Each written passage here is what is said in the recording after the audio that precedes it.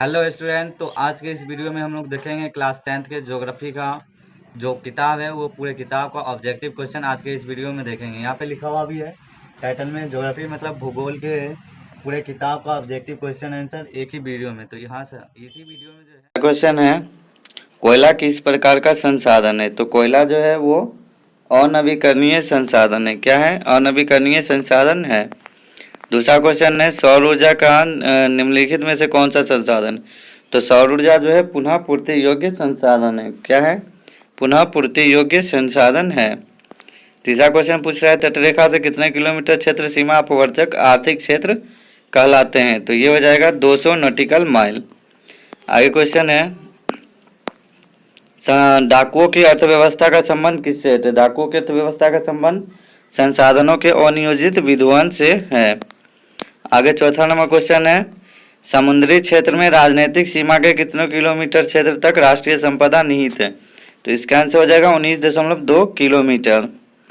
आगे क्वेश्चन हो जाएगा, पंजाब में भूमि निम्नीकरण का मुख्य कारण क्या है। तो पंजाब में भूमि निम्नीकरण का मुख्य कारण जो है वो अधिक सिंचाई है। क्या है? अधिक सिंचाई है। आगे क्वेश्चन है, सोपानी कृषि किस राज्य में प्रचलित है। तो सोपानी कृषि जो है वो बिहार के मैदानी क्षेत्र में प्रचलित है। कहाँ है? बिहार के मैदानी क्षेत्र में प्रचलित है।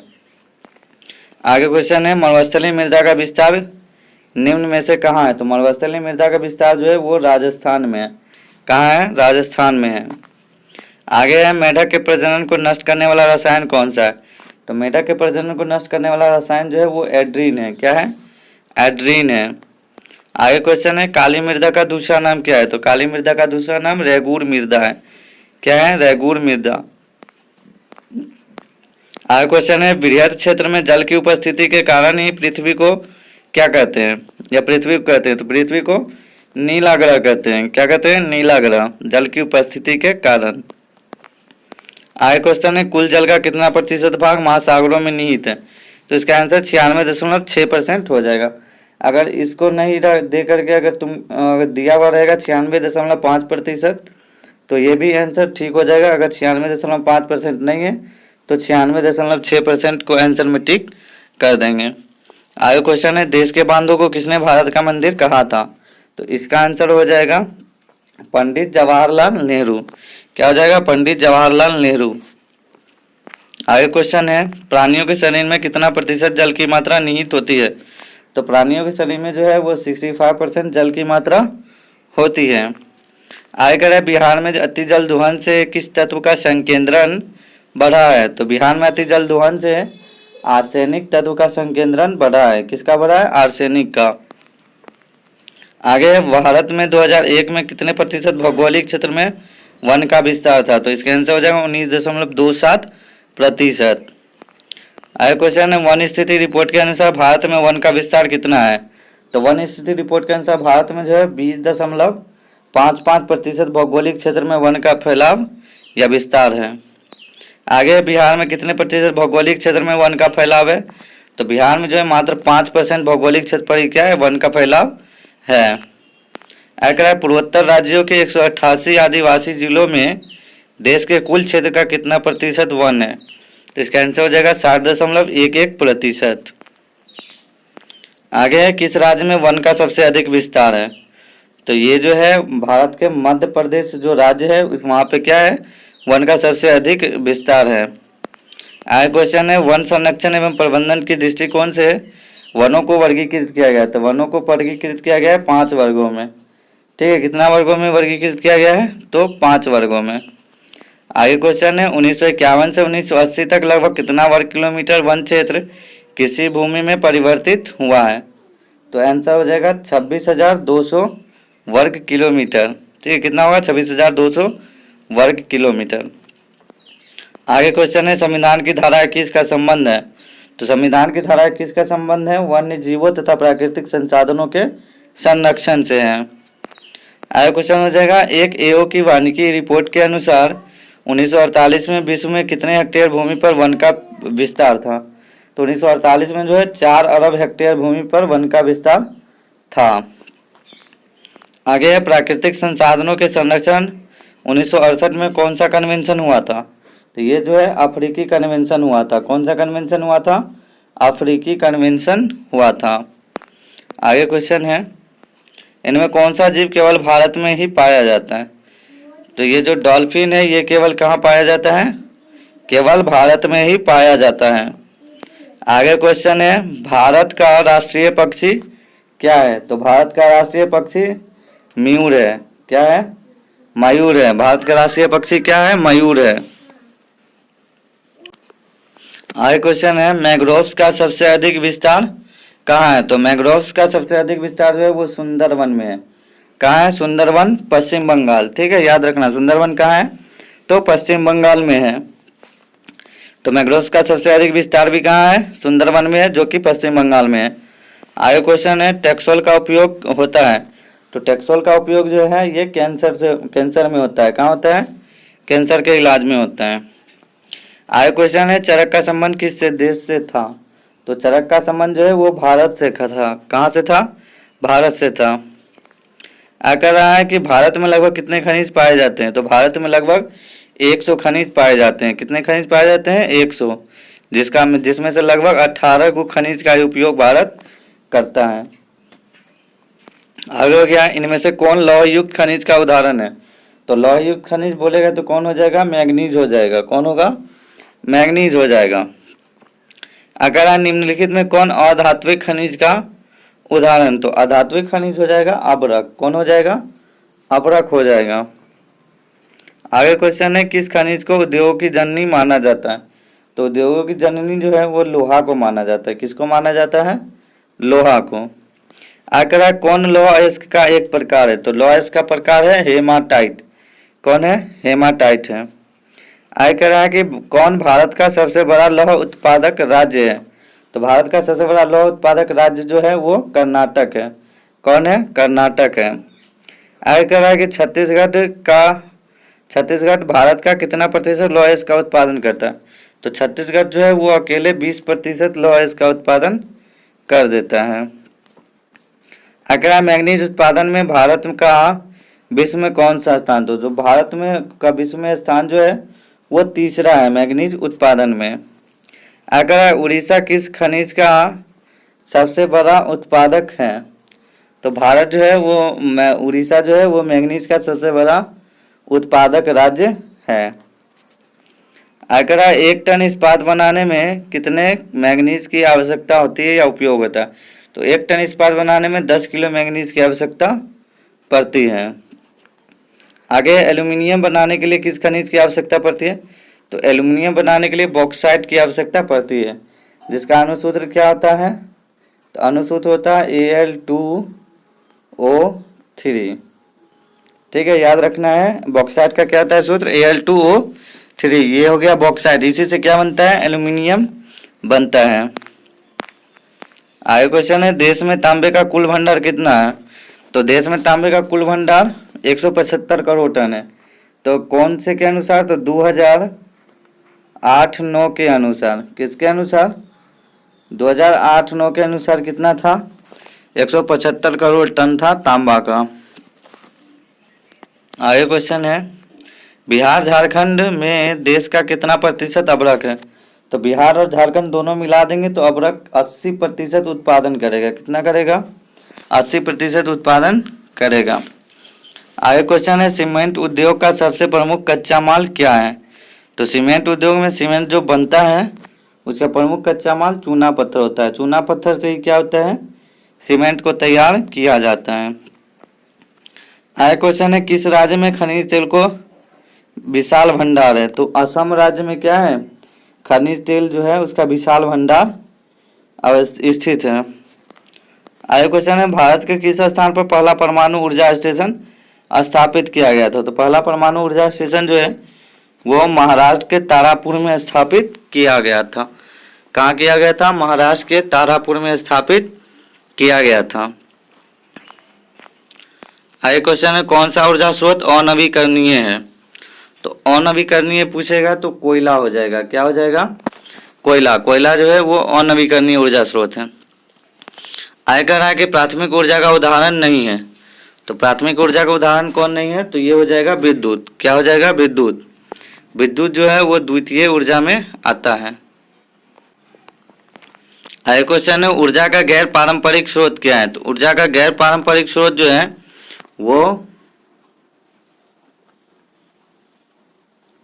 सौर ऊर्जा है। क्या है? सौर ऊर्जा है। ऊर्जा का गैर पारंपरिक स्रोत जो है वो सौर ऊर्जा है। आगे क्वेश्चन है गोंडवाना समूह के कोयले का निर्माण हुआ था।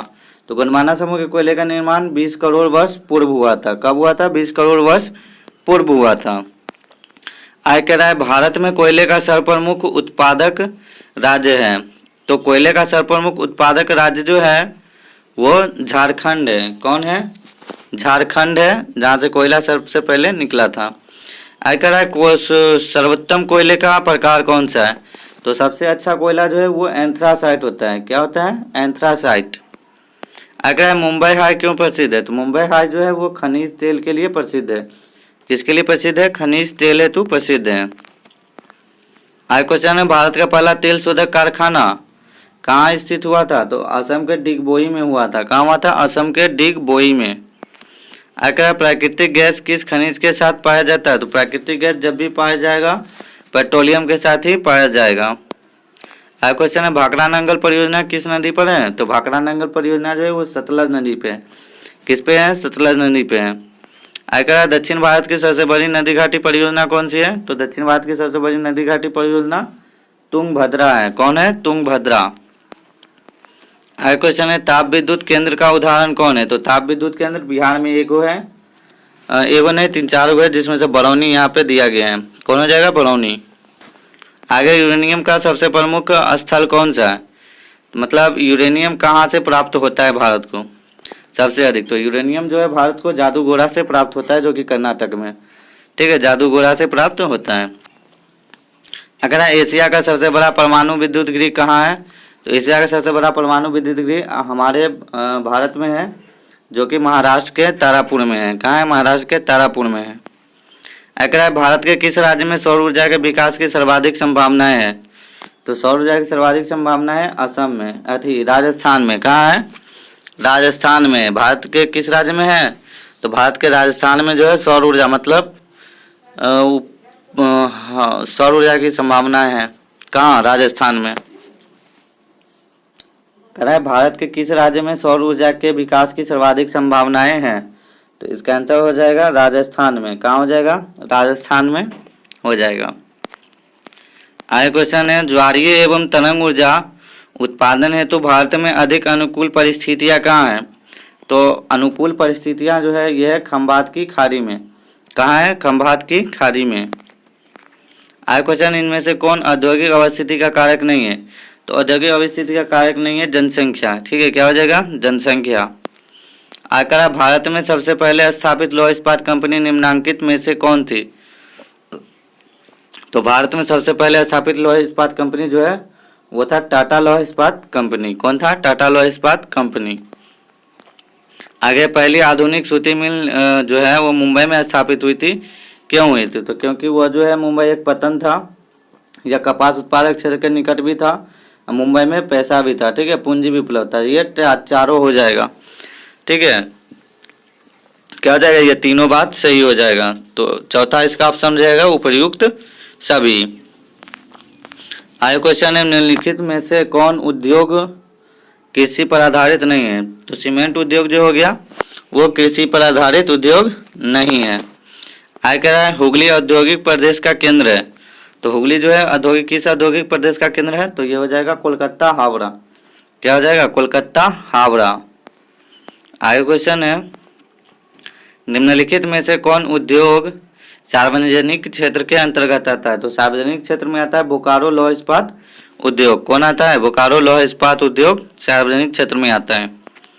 आगे इनमें से कौन उपभोक्ता उद्योग है? तो ये चीनी उद्योग क्या हो जाएगा? उपभोक्ता उद्योग हो जाएगा। क्या हो जाएगा? चीनी उद्योग उपभोक्ता उद्योग हो जाएगा। अगर निम्नलिखित में से कौन छोटे पैमाने का उद्योग है? तो खिलौना उद्योग। ठीक है, छोटे पैमाने का उद्योग पूछेगा तो खिलौना उद्योग। आगे भोपाल त्रासदी में किस गैस का रिसाव हुआ था? तो भोपाल त्रासदी में जो है मिथाइल आइसोसाइनाइड गैस का रिसाव हुआ था। किसका हुआ था? Methyl isocyanide. क्वेश्चन है स्वतंत्रता प्राप्ति के बाद प्राप्ति के समय देश में सड़कों की कुल लंबाई कितनी थी? तो ये पक्का सड़क जो था वो क्या था, 2.42 लाख किलोमीटर था। और ये कच्ची सड़क जो है 1.46 लाख किलोमीटर था। तो कुल मिलाकर के अगर यहाँ पे पूछ रहा है तो कुल मिलाकर के इस दोनों को जोड़ेंगे तो 3.88 लाख किलोमीटर हो जाएगा। ठीक है, कितना होगा, 3.88 लाख किलोमीटर जो है वो सड़क की लंबाई थी कुल। आयकर है पक्की सड़कों की लंबाई की दृष्टि से प्रथम स्थान पर कौन है? तो प्रथम स्थान पर महाराष्ट्र है। कौन है? महाराष्ट्र। आयकर निम्नलिखित में से कौन सड़कों का एक वर्ग नहीं है? तो सड़कों का एक वर्ग नहीं है ये स्वर्णिम त्रिभुज राजमार्ग, ये सड़क का एक वर्ग जो है वो नहीं है। आगे है भारत के किन शहरों में मेट्रो रेल सेवा उपलब्ध है? तो ये देखिए कोलकाता एवं दिल्ली। ठीक है, यह कोलकाता से लेकर दिल्ली तक जो है वो मेट्रो रेल सेवा उपलब्ध है, बाकी जगह नहीं है। अगला किस वर्ष इंडियन एयरलाइंस को इंडियन नाम दिया गया था? तो वर्ष 2005 में जो है इंडियन एयरलाइंस का नाम इंडियन दिया गया था। अगला भारतीय अंतर्देशीय जलमार्ग प्राधिकरण का गठन किस वर्ष हुआ था? तो इसका गठन जो है 1986 में हुआ था। कब हुआ था? 1986 में हुआ था। आगे क्वेश्चन पूछ रहा है कि एन्नोर पतन किस राज्य में है? तो एन्नोर पतन जो है वो तमिलनाडु में है। कहाँ है? तमिलनाडु में है। आगे क्वेश्चन है कि भारत को कुल कितने डाक क्षेत्रों में विभाजित किया गया? तो ये जो है कुल 8 क्षेत्र में विभाजित किया गया है। कितना में? 8 में। आंकड़ा है देश में कितने विशेष आर्थिक क्षेत्र विकसित किए गए? तो देश में टोटल 7 आर्थिक क्षेत्र विकसित किए गए हैं। आंकड़ा फाल्टा विशेष आर्थिक क्षेत्र कहाँ है? तो फाल्टा विशेष आर्थिक क्षेत्र जो है वो पश्चिम बंगाल में है। कहाँ है? पश्चिम बंगाल में है। आयकर है कि बिहार में कितने प्रतिशत क्षेत्र में खेती की जाती है? तो बिहार के 60% क्षेत्र में क्या किया जाता है? खेती किया जाता है। आयकर है कि राज्य की कितनी प्रतिशत जनसंख्या कृषि कार्य में है? तो बिहार राज्य का लगभग 80% जनसंख्या जो है वो कृषि में ही कार्य में लगी हुई है, कृषि कार्य में ही लगी हुई है। आयकर इनमें से कौन गन्ना उत्पादक जिला नहीं है? तो इसका आंसर हो जाएगा रोहतास। क्या हो जाएगा? रोहतास जो है गन्ना उत्पादक जिला नहीं है। आखिर बिहार के जूट उत्पादन में क्या हुआ है? तो बिहार के जूट उत्पादन धीरे धीरे खत्म होते जा रहा है, मतलब गिरावट होते जा रहा है। आयकर एक तंबाकू उत्पादक क्षेत्र है। तो तंबाकू उत्पादक क्षेत्र जो है वो गंगा का दियारा क्षेत्र है। क्या है? गंगा का दियारा क्षेत्र में केवल और केवल तंबाकू ही उत्पादन किया जाता है। आयकर है कोसी नदी घाटी परियोजना का आरंभ कब हुआ था? तो इसका योजना का आरंभ हुआ था 1954 में। कब हुआ था? 1954 में आरंभ हुआ था, 1960 में बन के पूरा हो गया था। आगे है गंडक परियोजना का निर्माण किस स्थान पर हुआ है? तो गंडक परियोजना का निर्माण जो है वो वाल्मीकि नगर में हुआ है, बिहार के वाल्मीकि नगर में। आगे क्वेश्चन है बिहार में नहरों द्वारा सर्वाधिक सिंचाई किस जिले में होती है? तो नहरों द्वारा सर्वाधिक सिंचाई रोहतास में होती है। हम आपको बता दें कि नहरों द्वारा सिंचाई उस स्थान पर होती है जहाँ पर वर्षा का जल नहीं होता है या वहाँ पे हमेशा जो है सुखाड़ की स्थिति उत्पन्न होती है, तो वहाँ पे जो है सिंचाई जो है वो नहरों द्वारा की जाती है। अगर बिहार में कुल कितने अधिसूचित क्षेत्र में वन का विस्तार है? तो ये हो जाएगा 6374 किलोमीटर क्षेत्र में। कितना हो जाएगा? 6374 किलोमीटर क्षेत्र में अधिसूचित क्षेत्र वन का विस्तार है। आगे क्वेश्चन कर रहा है कि कुशेश्वर स्थान किस जिला में स्थित है? तो कुशेश्वर स्थान जो है वो दरभंगा जिला में स्थित है। कहाँ है? दरभंगा जिला में। आगे कर रहा है कि कांवर झील कहाँ है? तो कांवर झील बेगूसराय जिला में है।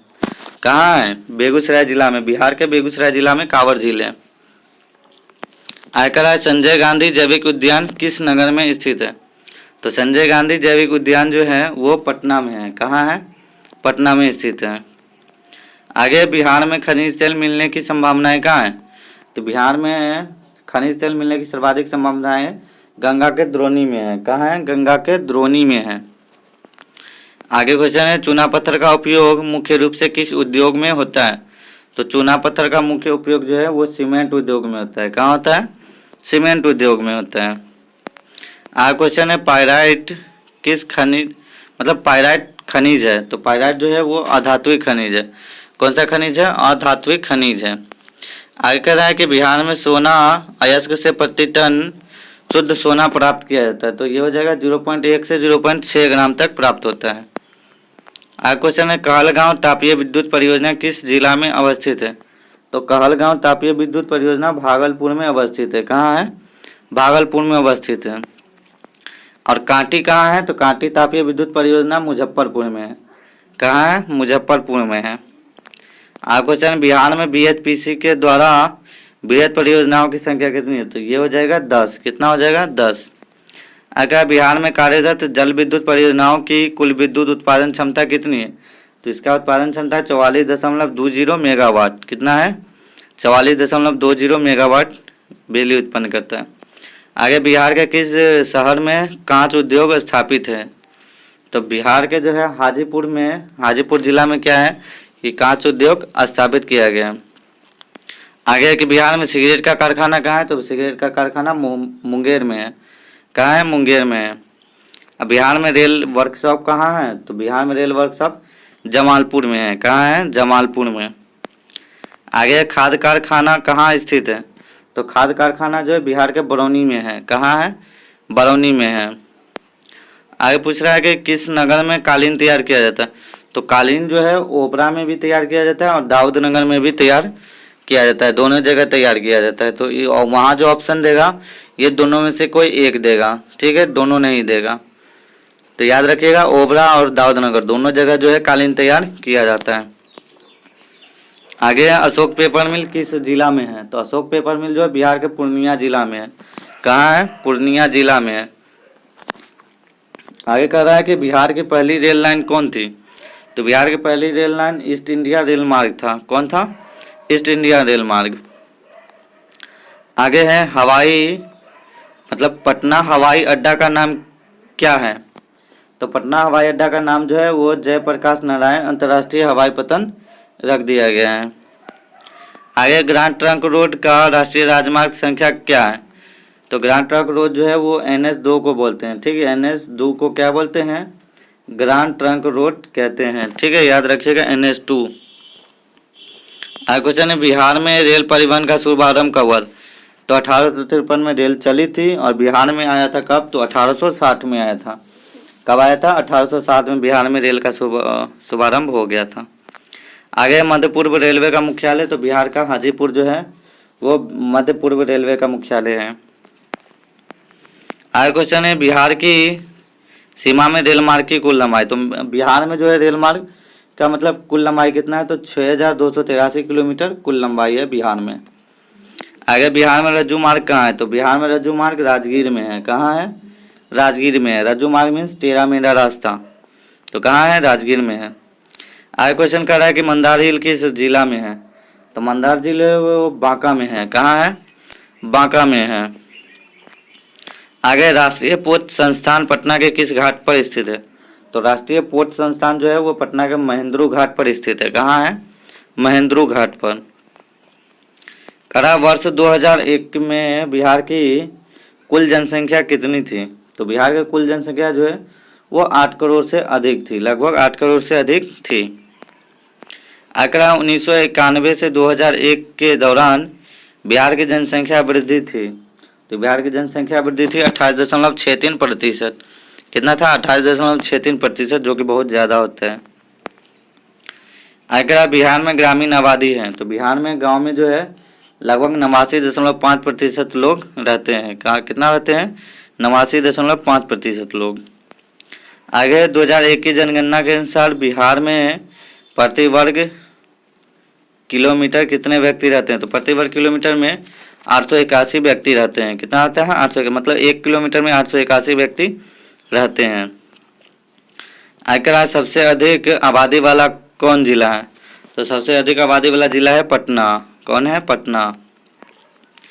आगे सासाराम नगर का विकास हुआ है। तो सासाराम नगर जो है वो मध्य युग में ही इसका विकास हो गया था। आगे अविभाजित बिहार में एकमात्र नियोजित नगर कौन था? तो एकमात्र नियोजित नगर जो है वो टाटा नगर था। कौन था? टाटा नगर। अगर 2001 की जनगणना के अनुसार बिहार की नगरीय आबादी, तो बिहार का नगरीय आबादी जो है 1 की जनगणना के अनुसार जो था वो 10.5% था। क्या था? 10.5%। आगे बिहार का सबसे बड़ा नगर कौन है? तो बिहार का सबसे बड़ा नगर पटना है। अगला उच्चवक्ष प्रदर्शन के लिए हसूर विधि का विकास किसने किया था? तो इसका विकास लेहमान किए थे। कौन किए थे? लेहमान किए थे। आगे पर्वतीय छायाकरण विधि में भू आकृतियों पर किस दिशा से प्रकाश पड़ने की कल्पना की जाती है? तो इसका हो जाएगा उत्तर पश्चिम दिशा से प्रकाश पड़ने की कल्पना की जाती है। आयकर है कि छोटी महीन एवं खंडित रेखाओं को ढाल की दिशा में खींचकर उच्चवक्ष प्रदर्शन की विधि क्या कहा जाता है? तो हो जाएगा हेस्यूर विधि। क्या हो जाएगा? हेस्यूर विधि। आगे तल चिन्ह की सहायता से किसी स्थान विशेष की मापी गई ऊंचाई को क्या कहते हैं? तो इसको स्थानिक ऊंचाई कहते हैं। क्या कहते हैं? स्थानिक ऊंचाई कहते हैं। आगे है स्तर रंजन विधि के अंतर्गत मानचित्रों में नीले रंग से किस भाग को दिखाया जाता है? तो नीले रंग से जो है वो जल को दिखाया जाता है। किसको दिखाया जाता है? जल को। आगे इनमें से कौन प्राकृतिक आपदा नहीं है? तो प्राकृतिक आपदा नहीं है, कौन नहीं है? तो आतंकवाद हो जाएगा इसका आंसर। अगर इनमें से कौन मानव जनित आपदा है? तो मानव जनित आपदा जो है वो तीनों है। तो ये हो जाएगा उपर्युक्त सभी हो जाएगा। सांप्रदायिक दंगा, आतंकवाद, महामारी, तीनों मानव जनित ही आपदा ही है। तो उपर्युक्त सभी में हो जाएगा। आगे सुनामी का प्रमुख कारण क्या है? सुनामी मतलब क्यों आता है? तो जब भी समुद्र में भूकंप आता है तो साथ साथ सुनामी लेके आता है। तो समुद्र में भूकंप आया तो सुनामी आया। आगे नदियों में बाढ़ आने का प्रमुख कारण क्या है? तो नदी में जल की मात्रा बढ़ जाएगी तो क्या आ जाएगा? बाढ़ आ जाएगी। क्वेश्चन, बिहार में कौन सा क्षेत्र बाढ़ग्रस्त क्षेत्र है? तो यहाँ पे ऑप्शन नंबर 4 होगा, लेकिन ये कुछ गड़बड़ ऑप्शन दिया गया है। ये 4 नंबर ही होगा। ये हो जाएगा भारत का बिहार का जो है वो उत्तरी बिहार। कौन सा बिहार हो जाएगा? उत्तरी बिहार। यहाँ ऑप्शन गलत लिखा हुआ है। उत्तरी बिहार जो है वो हमेशा क्या रहता है? बाढ़ग्रस्त रहता है।